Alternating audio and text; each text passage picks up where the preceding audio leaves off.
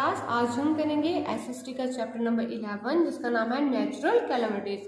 Natural calamities क्या होती हैं? कुदरती जो विपत्तियां आती हैं, जैसे वॉल्केनो हो गया, ठीक है, सुनामी वगैरह, फ्लड वगैरह, ठीक है, तो इनको हम बोलते हैं क्या है? Natural calamities. चलिए लेसन स्टार्ट करते हैं।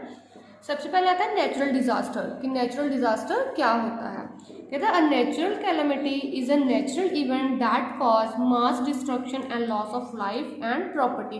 कहता है नेचुरल कैलामिटी क्या होती है? एक नेचुरल इवेंट है, मतलब नेचुरली होने वाली क्या है, नेचुरल होने वाला इवेंट है जो मतलब हर चीज को क्या कर देता है? डिस्टर्ब कर देता है। लोगों के जीवन को नुकसान होता है, मतलब लोगों की लाइफ जो है उसको नुकसान होता है, प्रॉपर्टी को नुकसान होता है, जैसे घरों का टूट जाना, खराब हो जाना, ठीक है, कुछ लोग मर जाते हैं। तो ये क्या है? सब नेचुरल है, ठीक है। नेचुरल इन्हीं को हम बोलते हैं कि क्या है? नेचुरल कैलामिटीज हैं जिनके कारण क्या होता है? नुकसान होता है लोगों की जिंदगी को, ठीक है, लोगों की प्रॉपर्टी को। इनमें अब आते कौन कौन से? जैसे वॉल्केनोज हो गया, ज्वालामुखी, फ्लड्स हो गया। फ्लड क्या होती है? बाढ़ हमारी आ जाना, सुनामी, ठीक है, बहुत ज्यादा जब बाढ़ आ जाए, मतलब इतना ज्यादा बाढ़ आ जाए कि संभले ना संभले, तो उसे क्या बोलते हैं हम? सुनामी। अर्थक्वेक हो गया, ठीक है, अर्थक्वेक आते हैं मतलब वो भूकंप जो आते हैं, ड्रॉट वगैरह, सूखा पड़ जाना, are some of the natural calamities. और ये क्या है? सारी हमारी नेचुरल कैलामिटीज। कहते हैं इट में अक्कर एनी टाइम, ये कभी भी हो सकती है, एनीवेयर, कहीं भी हो सकती हैं। नाउ कहता है अब let's know about some natural calamities and their preventive and safety measures. कहता है चलिए अब हम क्या करते हैं? नेचुरल कैलामिटीज के बारे में पढ़ते हैं और इनको हम कैसे प्रिवेंट कर सकते हैं, इनसे सेफ कैसे रह सकते हैं, वो पढ़ते हैं। अब बता different type of natural disasters की अलग अलग तरीके के नेचुरल डिजास्टर्स कौन कौन से हैं। कहता है different type of natural disasters और एज फॉलो। कहता है अलग अलग तरीके के नेचुरल डिजास्टर जो है अब हम वन बाय वन पढ़ेंगे। सबसे पहले आता है वॉल्केनो इरप्शन। वॉल्केनो इरप्शन क्या हो गया? ज्वालामुखी जो होते हैं वो क्या होते हैं? विस्फोट होते हैं ना, मतलब ज्वालामुखी फटते हैं, तो उन्हें हम बोलते हैं वॉल्केनो इरप्शन। कहता है volcanoes are cracks on the earth surface. Volcano क्या होते हैं? जो अर्थ की सरफेस पे क्रैक आ जाते हैं, ठीक है, out of which molten magma comes out, और जिसमें से क्या निकल जाता है? पिघला हुआ मग्मा, ठीक है, पिघला हुआ मग्मा जो है वो बाहर आ जाता है, उसे हमको क्या, उसके थ्रू क्या होता है?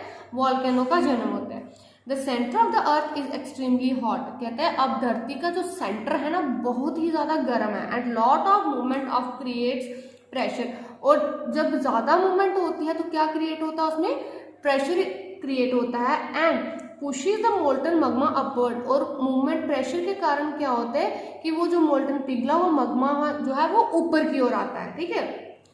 It comes out of the vertical tunnel to the mouth of the volcano, और क्या होता है कि जब ये मग्मा जो है ये ऊपर की ओर आता है, जो ये वॉल्केनो का जो मुंह होता है ना, मतलब इसका ज्वालामुखी का जो मुंह होता है उसके थ्रू क्या होता है? बाहर को आता है, ठीक है, फ्लोज डाउन, बाहर को निकलना शुरू हो जाता है, फ्लो होना शुरू होता है डाउन द क्रेटर एज लावा। किस फॉर्म में? लावा की फॉर्म में। लावा कूल्स टू बिकम रॉक, और जब वो लावा जो है कूल होता है, ठंडा होता है, तो क्या बन जाती है? उसकी रॉक्स बन जाती हैं, चट्टानें बन जाती हैं।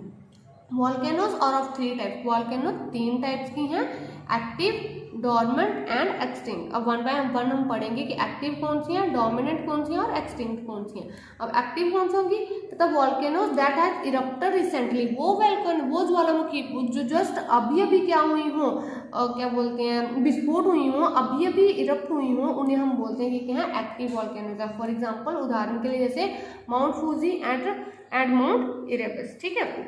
नेक्स्ट आता है हमारा डोरमेंट। डोरमेंट कौन सी होती है? कहते हैं volcanoes are not erupt in a long time, जो बहुत टाइम से, बहुत समय से वॉल्केनो ज्वालामुखी नहीं फटी हैं, but may erupt any time in future, लेकिन फ्यूचर में वो किसी भी वक्त क्या हो सकते हैं? इरप्ट हो सकती हैं, फट सकती हैं, उन्हें हम क्या बोलते हैं? ये क्या है? डोरमेंट और स्लीपिंग वॉल्केनोज। फॉर एग्जाम्पल जैसे माउंट किया एंड माउंट रेनियर।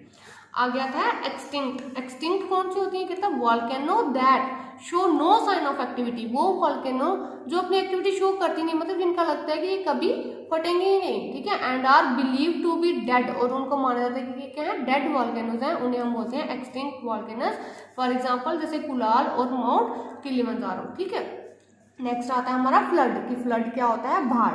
कहता है when there is heavy rainfall, जब क्या होता है बहुत ज़्यादा बारिश हो जाती है, द रिवर वाटर ओवरफ्लो, और नदियों का पानी क्या होता है, ओवरफ्लो हो जाता है, मतलब रिवर्स उसको संभाल नहीं पाती और वो ओवरफ्लो हो जाता है। And the banks and filled up the surrounding area, और क्या करती हैं अपने आसपास के एरिया को क्या करती हैं, पानी से फिल कर देती हैं। The gushing water flows with great speed and washes away everything in its path, और वो जो बहता हुआ पानी जो है वो क्या करता है, मतलब अपनी इतनी तेज स्पीड से बढ़ता है कि उसके आसपास जो भी चीज़ें होती हैं हर चीज़ को क्या करता है, अपने रास्ते में आने वाले हर चीज़ को वॉश अवे, बहा देता है।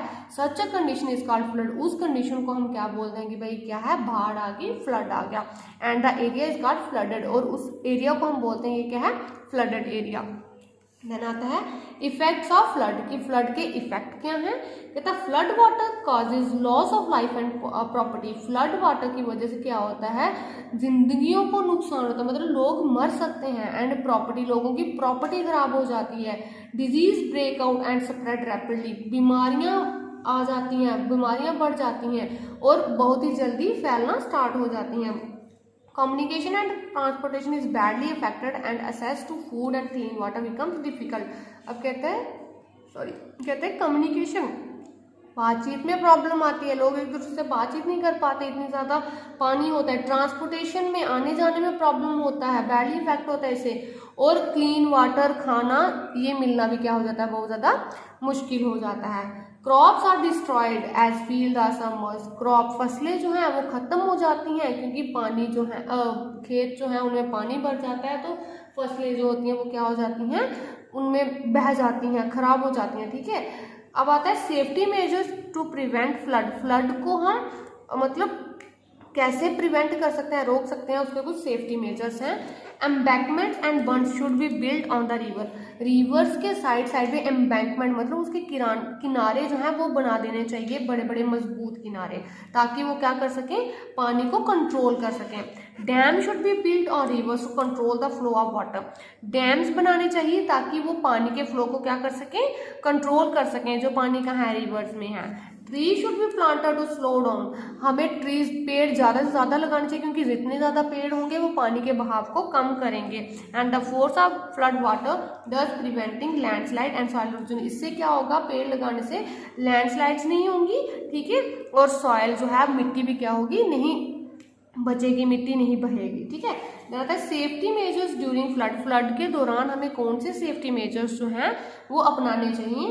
कहता है any flood warning should be taken seriously, कोई भी अगर फ्लड की वार्निंग मिल रही है कहीं से भी, न्यूज़ से, टीवी चैनल से, रेडियो से, तो उसे हमें ध्यान सीरियसली लेना चाहिए, ध्यान से सुनना चाहिए।